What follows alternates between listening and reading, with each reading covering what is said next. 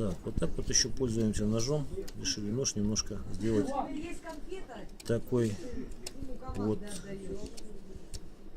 брутальный, или как там его, архаичный точно, как эти слова называются.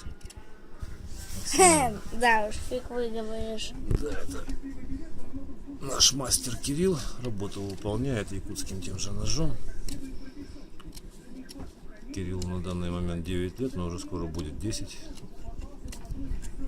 Да что там до 7 декабря днюха?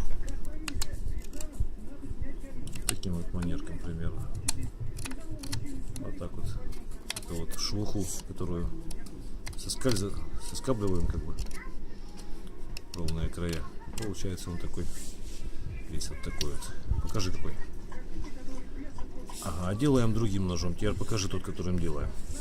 Вот я был на ярмарке Арсенал. Это вот без ножен они все не попродавались. А он еще маслом пропитан не был. Теперь вот пропитали, немножко покрасивее стал. В льняном масле. Стабилизировали, как говорят. На чопиках покажи, где чопики. Где это? Сувель такой редкий. В прожилочках такой.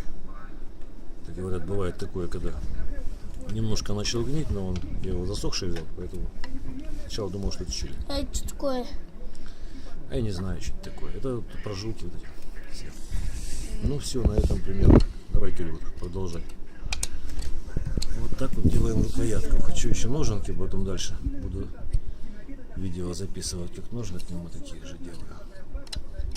То есть как бы облагораживаем.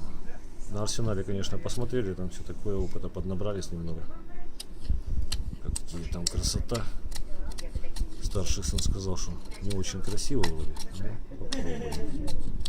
Ну, попробуем украсить. Всего доброго, не буду утомить ваше внимание.